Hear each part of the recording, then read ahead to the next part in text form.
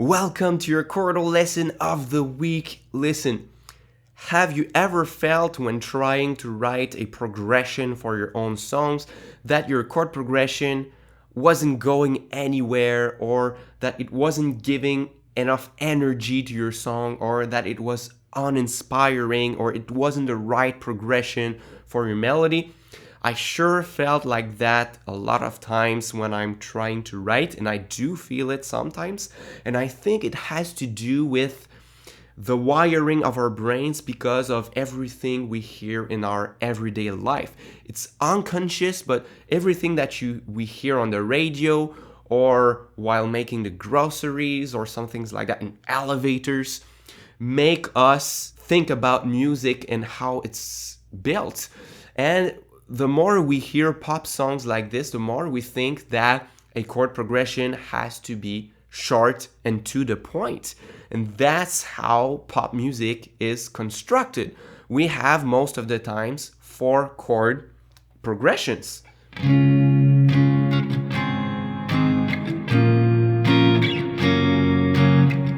4 chords and that's it, that's the whole song. And I mean, there are a lot of great pop songs out there with 4 chords, and even for ambient guitar, 2 or 4 chords can be really great. But if you feel like your chord progression isn't going anywhere, my best tip is that you make your chord progressions longer. Because if you want something to go somewhere, you have to build it, you have to develop it. And just because we hear so much of the pop music and 4 chord songs and 2 chord vamps, we think that less is more, right? And I do believe that less is more in a lot of situations in music, but in that case, it could be very good for you if you're stuck with your chord progressions to just try to write more chords and make it longer. If you look at jazz songs, sometimes you have 40 chords in the same jazz standard. It's so hard and so long and so developed. Why couldn't we do it for ambient guitar too? So I'm gonna make an example of it by showing you my instrumental song number 29, which I had a 4 chord progression at the beginning. I felt it wasn't going somewhere, it didn't have enough energy, and I made a 10 chord progression. So let's hear how it sounds.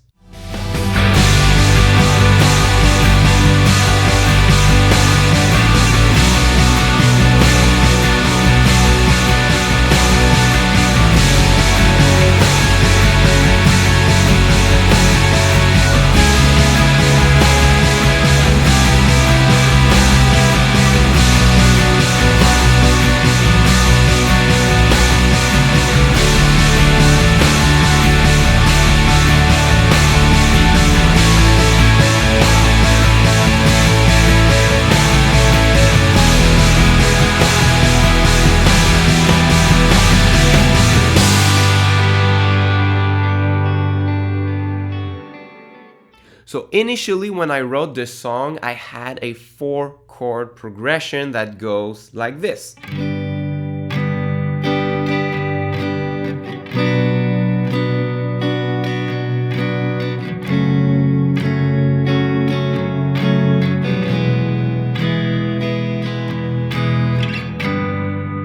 Which was great by itself, but I felt like something was missing with my song, and that's a great sign. When you write a song and you feel it's not complete, something is missing, it doesn't fit my melody or something like that, maybe it's a sign that you have to work more on your chord progression to get the best progression possible for your song. So I opted to add more chords inside of it. And if you really analyze the chord progression from this one, I have added new chords every time. The only one that is repeated is the B minor chord. It's there 2 times. But for the rest, it's all new chords. So it's always fresh for the duration of 10 chords instead of 4. And that's what gives more energy and more movement forward to that chord progression. And it seems less repetitive. So now it's this progression.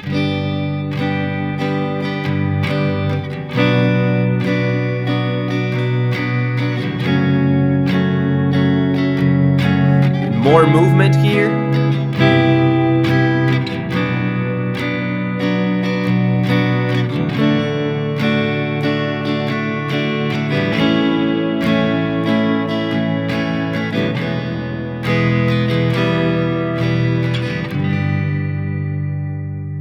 And I think a really important thing to say when you want to make your chord progression longer, if you're starting from a 4-chord progression, the best thing that you can do is to not start on your root chord. In my case, we are in B minor and I started on G. So it's the 6th degree of a B minor scale. Because if your root chord is not on the first chord of your 4 sets of 4 chords, it doesn't feel like home already. If you start on this one, it already feels like home. So what you play after really doesn't matter, because we come back in here and we could end the song anytime we want. But by starting on G, I kind of have a momentum forward to do something else with my chords. So it makes a movement, a push forward every time that you hear this chord progression. And another great trick to do it is to play a lot more on the parallel minor or major chord. I have talked about it in one of my lessons. Basically, the parallel chord of B minor is D, because they share all of the same notes.